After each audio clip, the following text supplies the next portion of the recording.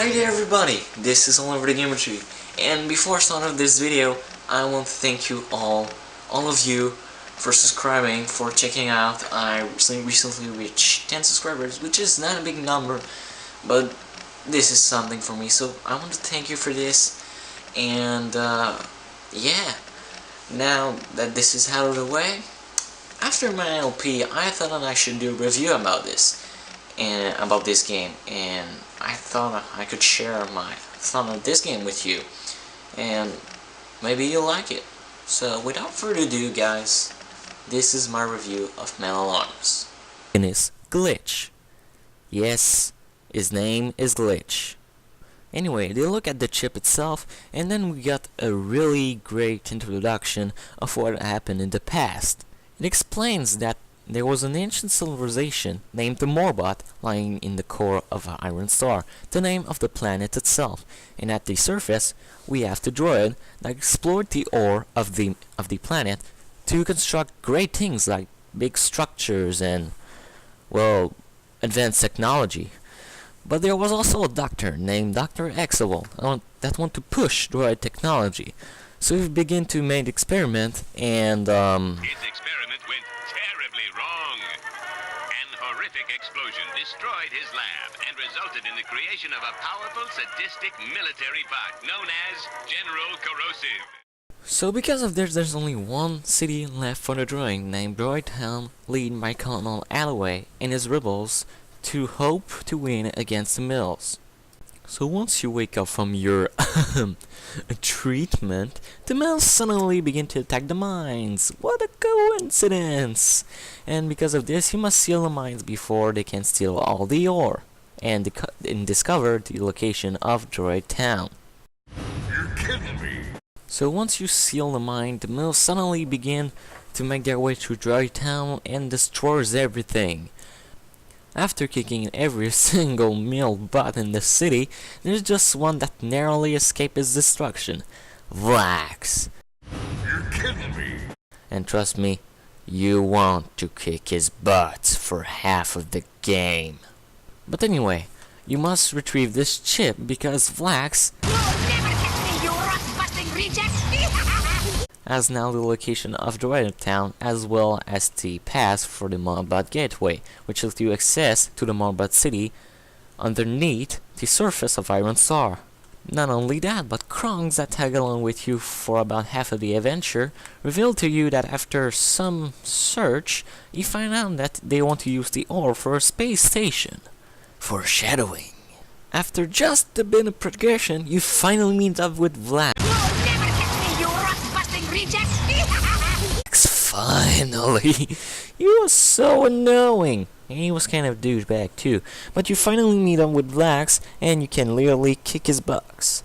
Because you're the Glitch. Yes, I did just say that.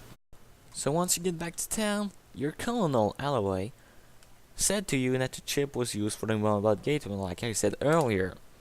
And you will use it to go to the Morbot region so you can access in the center of the Mill City, where Agent Shush wait for you to give you information on how to retrieve Exavolt.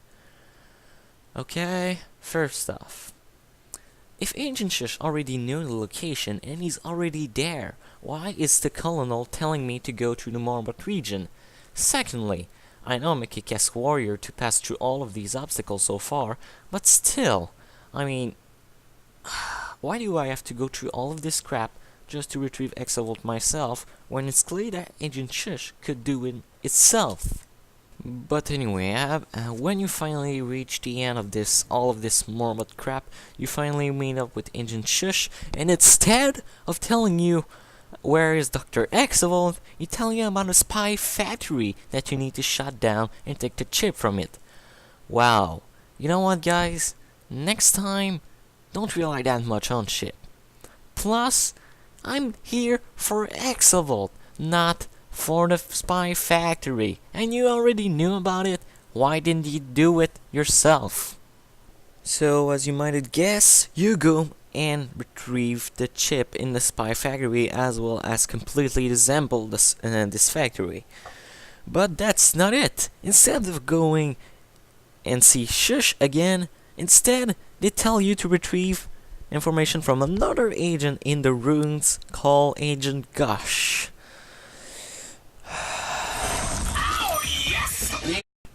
But anyway, back to the topics. So once you meet up with Agent Gush, he tells you that Exavol is in the tower, in a big mill tower, and you need to retrieve him, and I think he's on drug, and yada yada yada, and you go for the tower. So once you're at the top of the tower, you find out Exavol completely free, without chains, not in a cell. No, he's free. At this point, I'm incredibly suspicious of what's going on.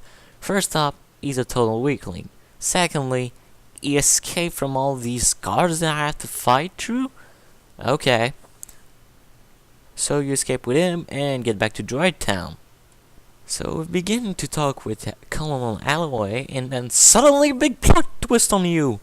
General Corrosive, I do hope you've been listening. Our plan has worked to utter perfection. Not only have I located the droid rebel command center, I am standing in the middle of it. You may initiate the invasion. You're kidding me! Yep, Exavolt is a traitor. So at this point, I'm like, wait, what?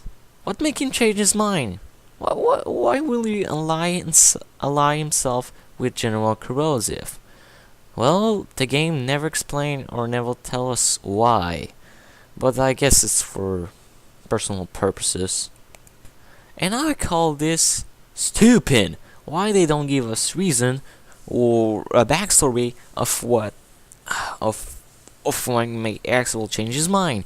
He was once a great scientist who made great things for droids and has recognition, and now he just aligns himself with the bad guys?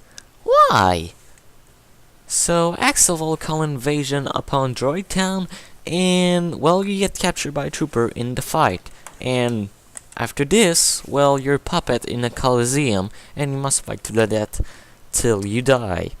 So you'll eventually get out of the Coliseum, and now you must race to the rocket to get to the brand new space station that the Mills construct with the aura at the beginning. So once you arrive to the space station, you must find Exavolt, follow him, and kill him. Simple, right? Haha, fooled you. No, you actually have one more task. You need to get a chip that, I don't know where you get it, but you have a chip and you must install it into the master mill computer to shut down all mills for good. So you go for it, and oh sweet Jesus! The final fight with Corrosive begins, but you can't kill it, huh? So you take some chip, you put them into the computer, and oh my god. Did you see that? You see it? It's like awesome! With these 4 chips in hand, you can control the freaking general. Isn't that just awesome? You gotta control the freaking general. It's the most satisfying part of this game, and you won't get there. But anyway, you get the 4 chip, you control the general, and you must activate the master mill computer to shut down the mills for good. Once you do, the space station crash in a really satisfying way.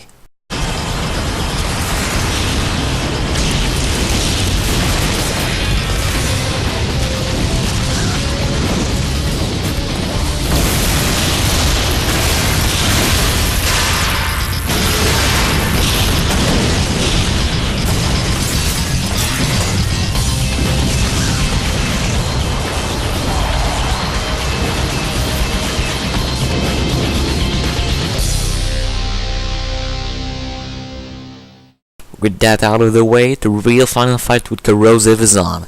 1-to-1 with the big giant that fell off, you save the day, and you win metal arms. With a nice cliffhanger of Exavolt saying, I'm not through with you yet, Lich.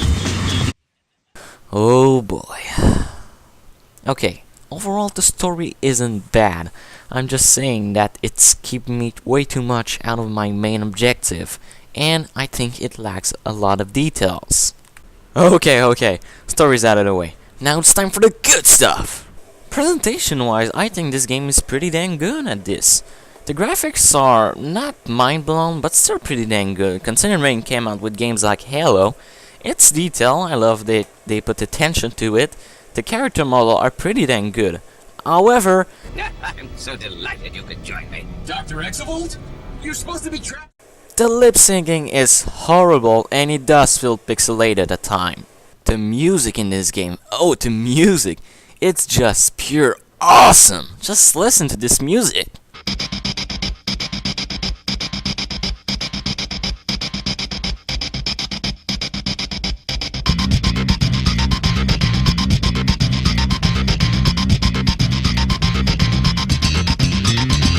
This game also supports a wonderful and big cast of characters that are really memorable and unique, each of them bringing new experience to the game.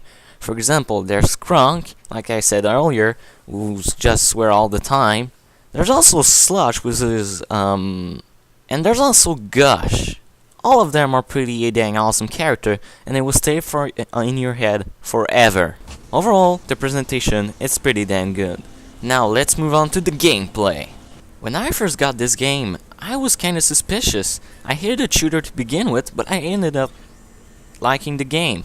Why, you may ask? Let's find out. Okay, so let's get this out of the way right now. The AI will kick your ass. Even if you play an easy upon your first playthrough, you're gonna die multiple times, and it's really the downside of this gameplay. So once you start up the game, you begin with a really weak mining laser, but with little to no progression, you can find weapons such as bazooka, shotgun, and rivet gun. All of these weapons can be either found in a level, purchased at the shop, or just by simple plot progression.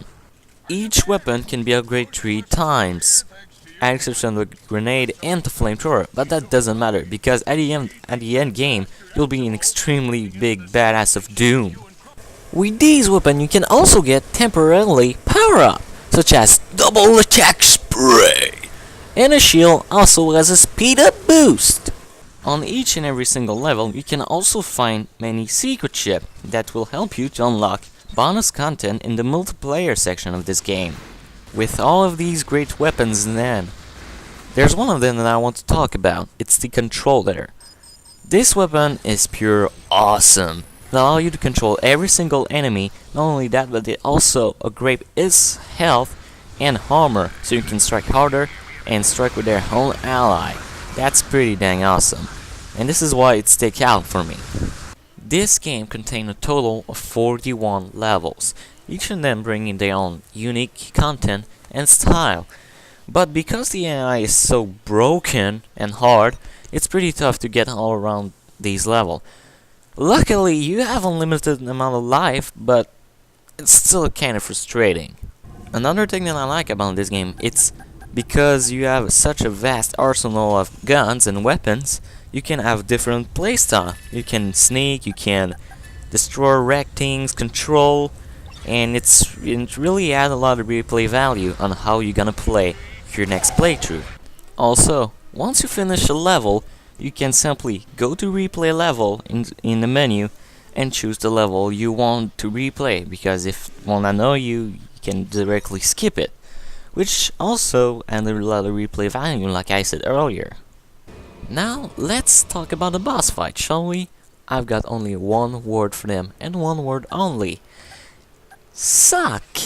I'm dead serious. The boss fights in this game are outright laughable. They're way too easy and offer no challenge whatsoever. And it doesn't help either that there's only 2 boss fights in the entire game. Let me say this again. 2 boss fights. First off, we got the Zombie Bot King. The first boss fight in this game and the hardest one. Now this guy isn't that hard to begin with. You just shoot him and throw a grenade in his mouth. Doesn't sound too bad, right? Well, no, actually. First off, you're under time limit, which this guy can get pretty annoying. Secondly, throwing a grenade in his mouth is incredibly finicky. Even if you take the slingshot to help you and increase your accuracy, sometimes it won't launch the grenade and make this incredibly finicky and annoying to fight. The second boss fight is none other than General Corrosive, and he's way more easy than the Zombie Bot King. If you thought that the Zombie Bot King was easy, just wait until you fought this guy.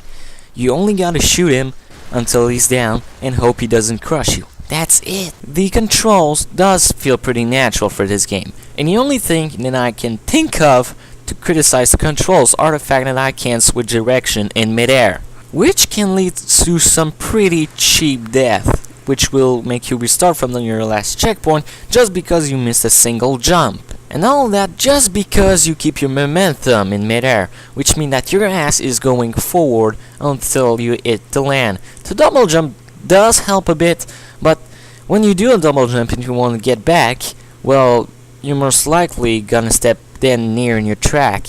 Now it's time to talk about my favorite part of this game, the side mission.